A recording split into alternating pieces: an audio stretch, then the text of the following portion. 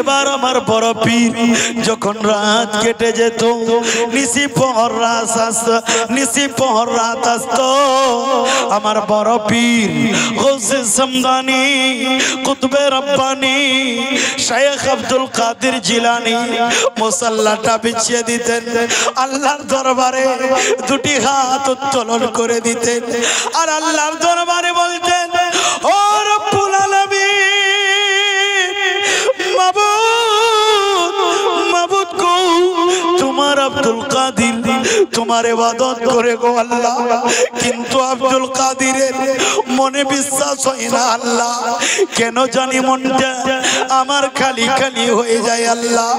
ও রব্বুল আলামিন, মাবুদ গো, তুমি আমাকে বড় পীর বানিয়েছো, ও রব্বুল আলামিন, কিয়ামতের দিন যদি আমাকে জিজ্ঞাসা করে না, আমি তোমার হিসাব দিতে পারবো না। আল্লাহ কত দয়া করেছে, আল্লাহ কত মায়া করেছে, আমরা পবিত্র সভায় উপস্থিত হতে পেরেছি। আরেকবার সেই আল্লাহ পাকের দরবারে শুকরিয়া জ্ঞাপন করে সবাই মিলে বলেন না আলহামদুলিল্লাহ, আলহামদুলিল্লাহ। এদিকে একটু ধ্যান দেবেন, তাওয়ালির দিকে ধ্যানটা দিবেন। বাস্তবে আমার দিকে দেখুন, আমি আপনাদের দিকে দেখবো নাকি? একটু সবাই মিলে বলেন তো জবান খুলে আলহামদুলিল্লাহ, আলহামদুলিল্লাহ। বাপ রে বাপ, আজ কি গরু জবা হয়নি এখানে? গরুও ফের মহিষও? আচ্ছা আচ্ছা, আমরা মহিষ বলছি আর কি, আপনারা মহিষ বলছেন। আল্লাহ কত দয়া করেছেন আমাদের উপরে।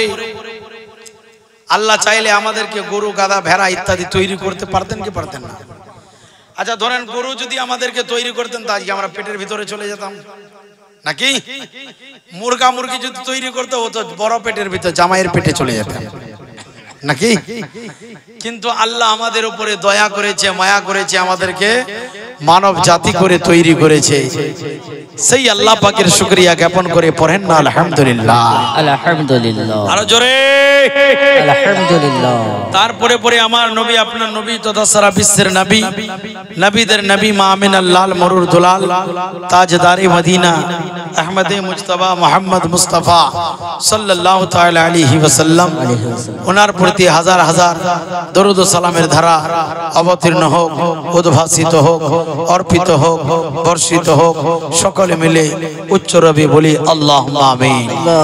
আর একটু জোরে বলেন আল্লাহুম্মা আমিন, আল্লাহুম্মা আমিন। আচ্ছা আপনারা বলে বলে শুনবেন না এমনি বসে বসে শুনবেন? আমার সঙ্গে পড়বেন না আপনারা শুধু বসে বসে থাকবেন? জি, একটু বললে ভালো লাগবে। আপনারা যে কিছুই বলছেন না। জি হ্যাঁ, জি জি জি, ও বলছেন আমি শুনতে পাচ্ছি না। তো যাক, ছোটখাটো বড় মাহফিল তো ওই জন্য শুনতে পাচ্ছি না, আওয়াজ হয়তো আপনাদের আমার কান পর্যন্ত পৌঁছাচ্ছে না নাকি? এটাই ব্যাপার। বেরাদারান ইসলাম, আসেন একটি মন ভরা গজল আপনাদেরকে আমি শোনাবো। আপনারা শুনতে রাজি আছেন? একটু হাত তুলে বলেন তো কারা কারা নারাজ, কারা কারা নারাজ? বলছি আমরা সবাই নারাজ, আপনার গজল শুনবো না। সুবহানাল্লাহ। নাকি এটা সভাপতির জন্য নাকি? মাশাআল্লাহ, কত ভাগ্যবান আপনারা, সভাপতি আবার নতুন তোয়ালিও পেলেন। আরে বলেন না আলহামদুলিল্লাহ। আমি সভাপতি নাই তো আমার গলায় তোয়ালিও নাই। জি, আপনারা কত ভাগ্যবান, মাশাআল্লাহ। একটু জোরে বলেন আলহামদুলিল্লাহ। নবীর দেশে চলো না,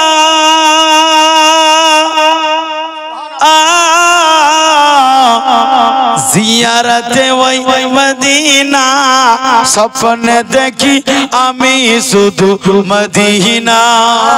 সুবহানাল্লাহ, সুবহানাল্লাহ। জোরে বলুন, নবীর দেশে চলো না,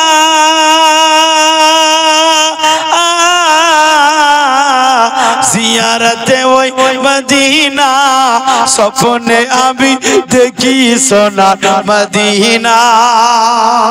জোরে আহা, আপনাদের কাতারে আমিও হয়ে গেলাম। তাহলে আমি যদি বলি তাহলে আপনাদের কি বলতে হবে? একটু জোরে বলেন সুবহানাল্লাহ। আমার সঙ্গে পড়বেন, স্বপ্নে দেখি আমি শুধু সোনার মদিনা। পড়েন না, স্বপ্নে দেখি আমি শুধু, সবাই বলেন সোনার মদিনা। একটু জোরে সোনার মদিনা। আর আমার চ্যানেলের নামও আছে সোনার মদিনা, অসুবিধা নাই। একটু মহব্বতে নবীর দেশে চলো না,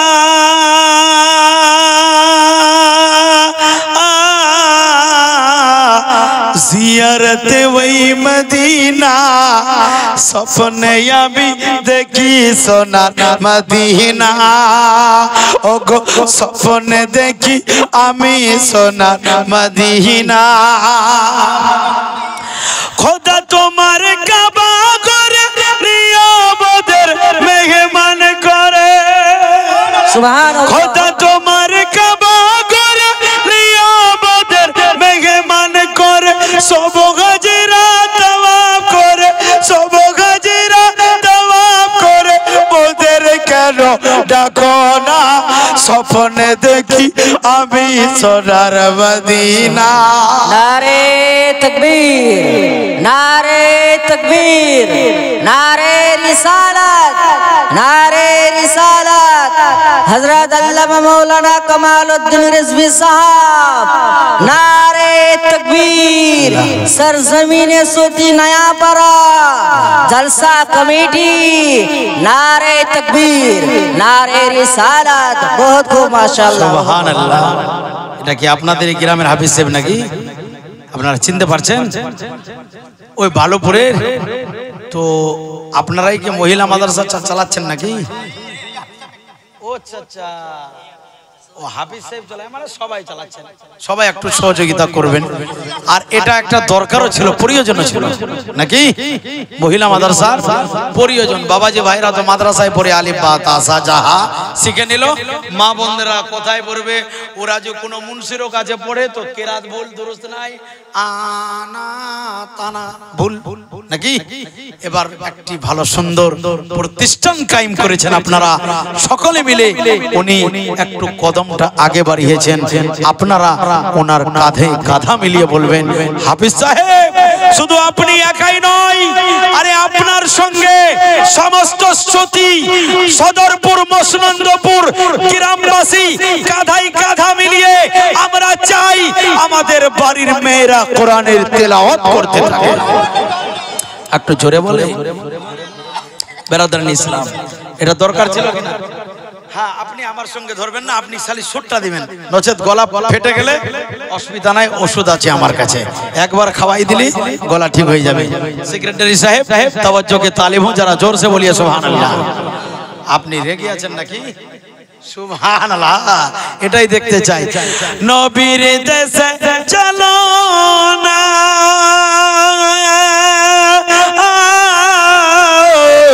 জিয়ারতে ওই মদিনা স্বপ্নে আমি দেখি সোনার মদিনা।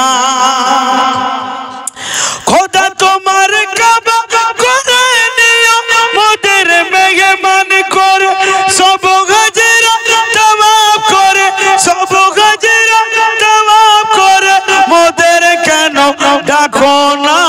স্বপ্নে দেখি আমি সোনার মদিনা। স্বপ্নে দেখি আমি সোনার মদিনা। আমার সঙ্গে বলেন, স্বপ্নে দেখি আমি সোনার মদিনা। সোচে গ্রামের জলে সাথে বসে আছি গোলাম হয়ে। দয়া করে ডেকে নাও, দয়া করে ডেকে নাও ওগো প্রিয় রব্বানা। স্বপ্নে দেখি আমি শুধু মদিনা। ওগো নবীর দেশে চলো না,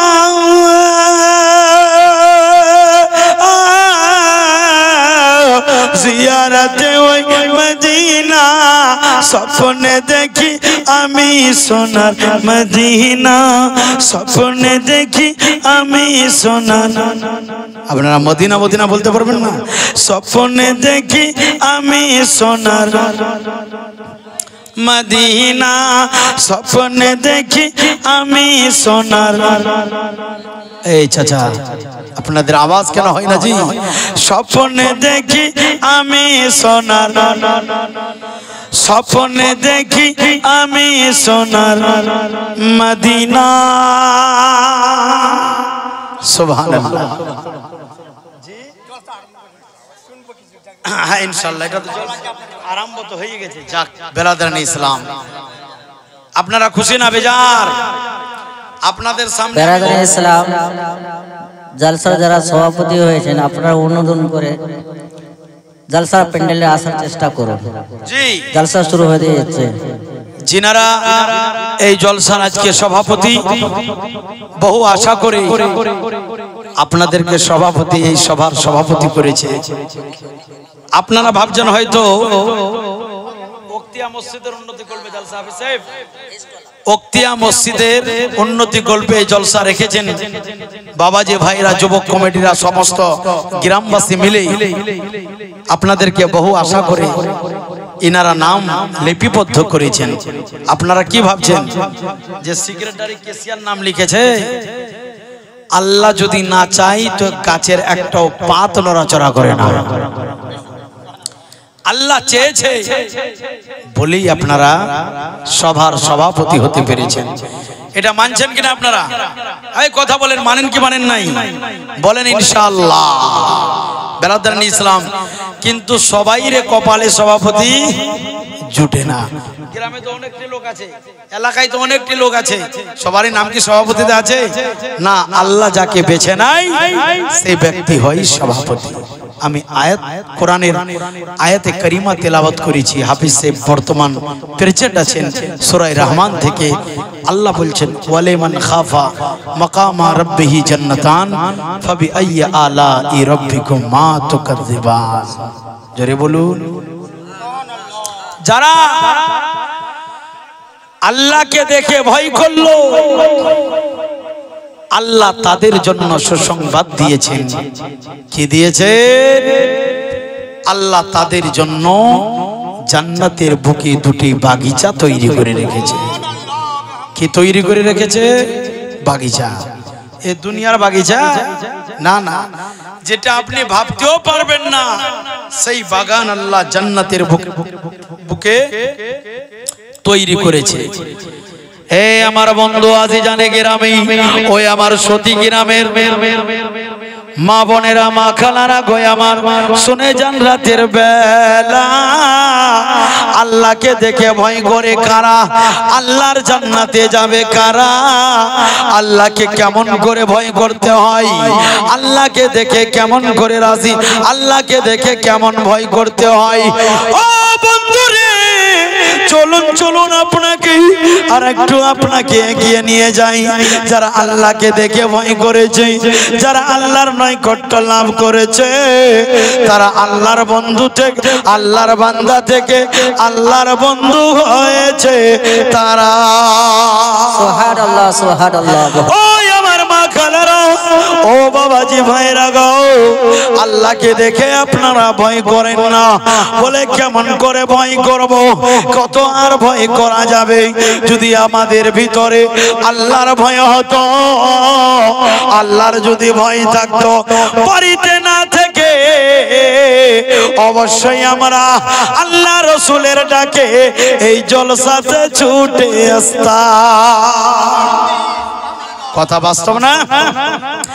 আল্লাহর যদি ভয় হতো, ও বন্ধুরে, আমরা বাড়িতে থাকতাম না, বাড়িতে আমরা ঘুমাতাম না, টিভিটা আমাদের দ্বারা অন হতো না, আমরা টিভির কাছে থাকতাম না। আল্লাহর ভয়ে আমরা জলসাতে আসতাম। মনে মনে চিন্তা হতো, মাবুদ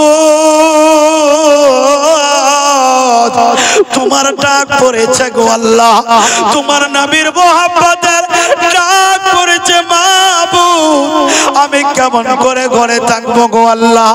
আমি যদি বাড়িতে থাকি তুমি নারাজ হয়ে যাবে, আর তুমি যদি নারাজ হয়ে যাও আমার সব বরবাদ হয়ে যাবে। সুবহানাল্লাহ, সুবহানাল্লাহ। ও যুবক বন্ধুরে, চলুন আপনাকে আর একটু এগিয়ে নিয়ে যাই।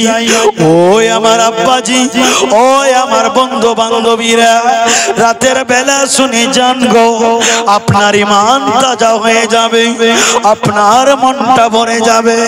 বন্ধুরে, কেমন করে ভয় করতে হবে আমাদের, কেমন করে আল্লাহকে দেখে ভয় করতে হবে। চলুন ইতিহাসের পাতা উঠিয়ে দেখুন।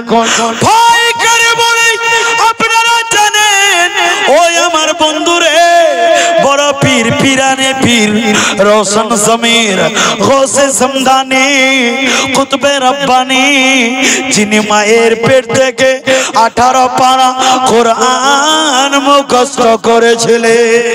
সুবহানাল্লাহ, সুবহানাল্লাহ। আমার বড় পীর গৌসে পাক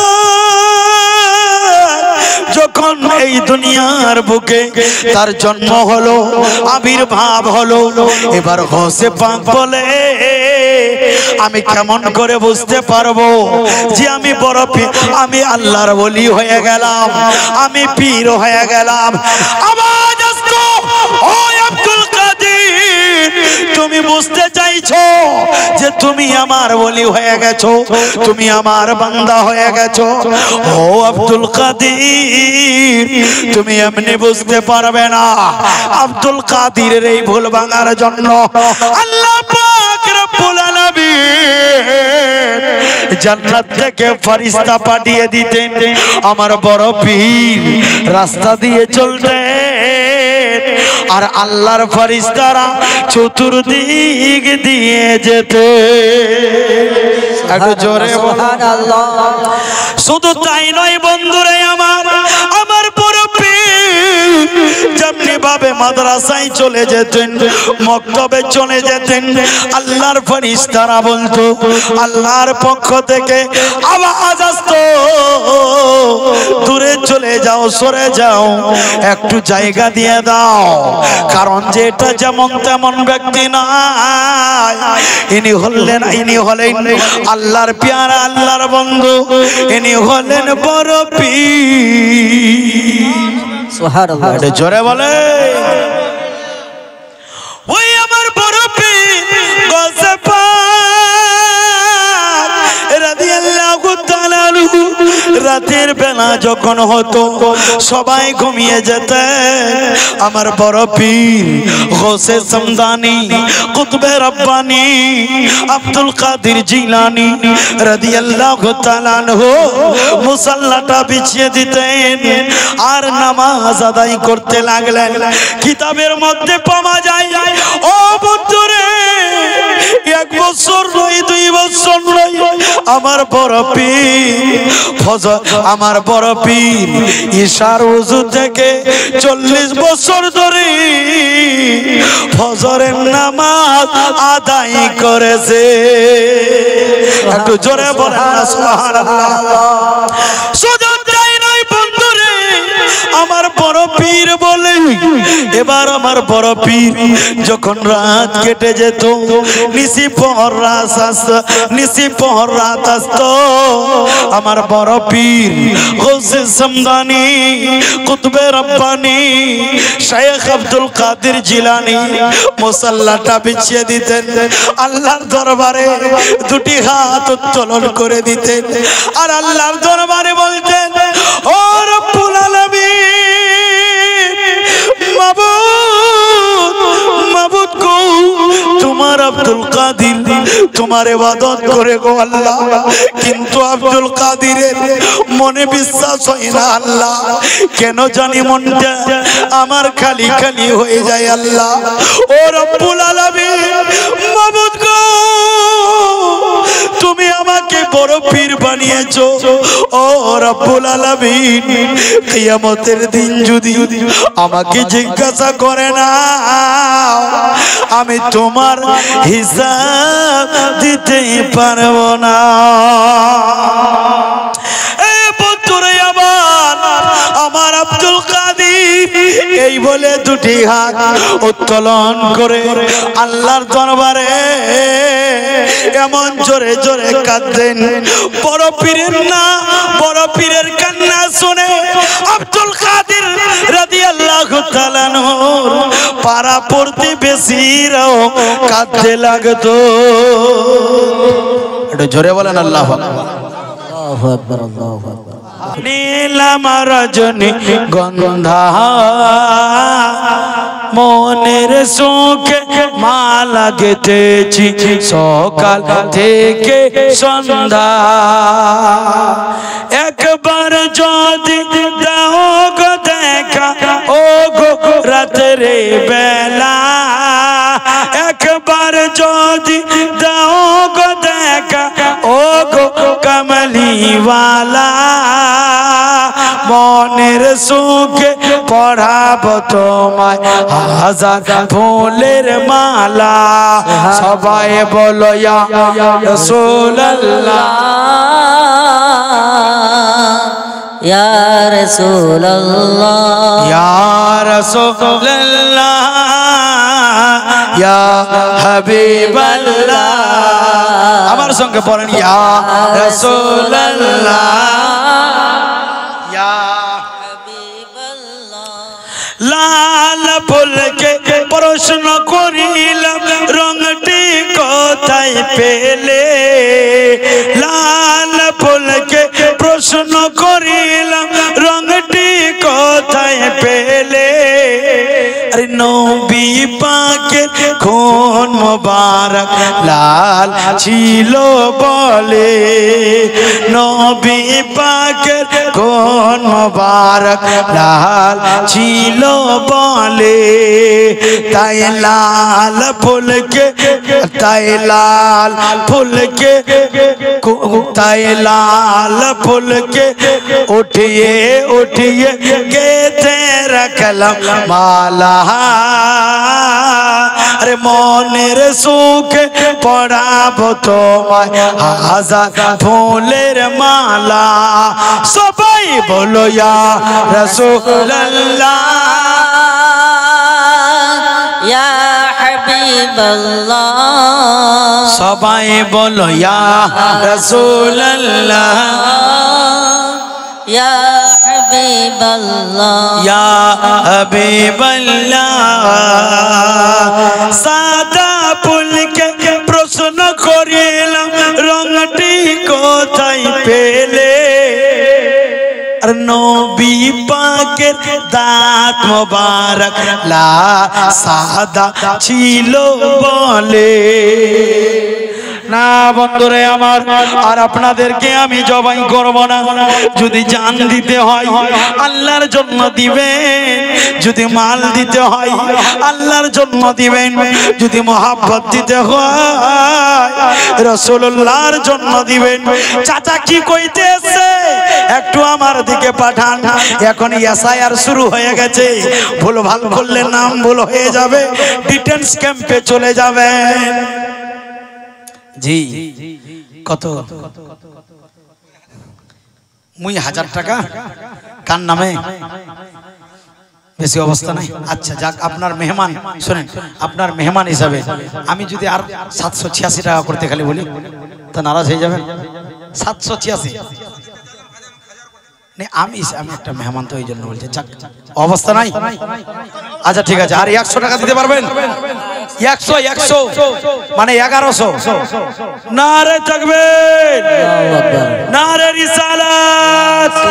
1100 টাকা দান करने वाला जिंदाबाद। जैसा उद्देश्य चाचा दान করেছি আল্লাহ, এই দানকে তুমি কবুল করে নাও, মনের আশা আকাঙ্ক্ষা পুরা করে দাও, রোজি রোজগারে বরকত দিয়ে দাও। সবে বলি আমিন আমিন সুবহান আমিন। নগদ নগদ নাকি 500 নগদ, 600 টাকা বাকি। সুবহানাল্লাহ। বাকিও করেন কোনো অসুবিধা নাই, তবে দিয়ে যাবেন। বাকি করেন কোনো অসুবিধা নাই। বাকি করলে তো আপনাদেরই লাভ আছে, হালকাতা খাবেন, হালকাতা হবে বছরে একবার। জি হ্যাঁ আমার বন্ধুরে, আমি বলেছি আল্লাহকে দেখে যারা ভয় করে, আল্লাহর বন্ধু থেকে, আল্লাহর বান্দা থেকে আল্লাহর বন্ধু হয়েছে তারা। সুবহানাল্লাহ হবে না? আপনিও আল্লাহর বন্ধু হতে পারবেন। কেমন করে, কেমন করে আল্লাহকে রাজি করবেন? চলুন আমার সঙ্গে। ও আমার বাবাজি ভাইরা, আমার গৌসে পাক বলে আমার মনে খুব ভয়, আমার মনে খুব ডর। আল্লাহ যদি কিয়ামতের দিন আমার কাছে চেয়ে, ও আব্দুল কাদের তুমি আমাকে হিসাব দাও, আমি আব্দুল কাদের হিসাব দিতে পারবো না। আর হিসাব যদি না দিতে পারি আল্লাহর দরবারে আমি কেমন করে মুখখানা দেখাবো? ও বন্ধুরে, আমরা কোনো পীরের বেটাও নাই। এদিকে শুনেন, আমরা কোনো পীরের বেটাও নাই, আমরা কোনো মৌলানার বেটা নাই, আমাদের মা কোনো ফাতেমার দাসী নয় যে আমরা নিজে গর্ভবতী, আমরা নিজের উপরে গর্ব করব। ও বন্ধুরে, ও যুবক রে, এখনো সময় আছে, আল্লাহর ধ্যানে মগ্ন হয়ে যাও। কারণ যে কিতাবের মধ্যে পাওয়া যায় জওয়ানের একটা সাজদা বুড়া পায়ের 100টা সাজদার সমতুল্য হয়ে যাবে। ও আমার যুবক ভাইরা রে, দুনিয়ার মায়া মমতায় পড়ে নিজেকে ছারখার করিও না, নিজের জীবনটাকে নষ্ট করিও না। আমার আল্লাহ বলে, ও বান্দা রে, কেন তুমি দুনিয়াওয়ালার কাছে যাও? কেন তুমি দুনিয়াওয়ালার পিছন পিছন করে বেড়াও? ও আমার বান্দা রে, একবার নিজের মাথাটা আমার দরবারে ঝুঁকিয়ে দেখো না, তোমার মাথা উঠতে দেরি হবে। তুমি যা চাইবে আমি আল্লাহ সব দিয়ে দেব। সুবহানাল্লাহ। ও আমার যুবক ভাইরা, এখন মোবাইলের জামানা, এক বেলার যদি খাবার ছুটে যায় চলবে, 1 ঘন্টা যদি মোবাইল না থাকে মানুষের মন পাগলা হয়ে যায়, দিল দিমাগ কাজ করে না। কথা ভুল না ঠিক? একটু চিল্লাই বলেন ঠিক। কেন কেন কেন কেন? কারণ এই মোবাইল 100% মিথ্যার আশ্রয় নিতে পারে মোবাইলের দ্বারা। এটাই তো আপনার পরীক্ষা হবে, আল্লাহকে দেখে কেমন করে ভয় করে। বন্ধুরে, আপনি আছেন সতী নয়া পাড়াতে, কেউ আপনাকে ফোন করলো, ভাইরে ও ভাইরে তুমি কোথায়? আপনি আপনার মনে যদি আল্লাহর ভয় হয় আপনি অবশ্যই বলবেন আমি সতী নতুন নয়া পাড়াতে আছি। আর যদি আল্লাহকে হাজির নাজির মনে করে যে আমি মিথ্যা বললেও আল্লাহ আমাকে দেখে, আল্লাহকে লুকিয়ে রাখা যাবে না, রাসূলুল্লাহকে লুকিয়ে রাখা যাবে না। আপনি জবান থেকে সত্য বলবেন, আমার আল্লাহ আপনার উপরে রাজি হয়ে যাবে। সুবহানাল্লাহ। একটু জোরে জোরে বলেন না সুবহানাল্লাহ। ও বন্ধুরে, একজন আল্লামা রুমি আলাইহির রহমা একটি ওয়াকিয়া বর্ণনা করেছেন। আমাদের লাইফ স্টাইল ঠিক তেমনি ভাবে হয়ে গেছে। একজন ব্যক্তিকে বলতে লাগলো, তুমি গরিব আছো, তুমি দরিদ্র আছো? বলে হ্যাঁ আমি আছি। বলে তোমাকে যদি ওই বাদশার বাড়িতে ঢুকিয়ে দেওয়া হয় তাহলে তুমি কি করবে? বলতে লাগলো, আমি সূর্য ডোবা থেকে সূর্য ওঠার আগে সমস্ত মালমাতা তার বাড়ি কারবার করে নিয়ে আসবো। যেমনি ভাবে এই কথা বলেছে, যুবকটা চলতে লাগলো, বাদশার বাড়িতে ঢুকে গেল।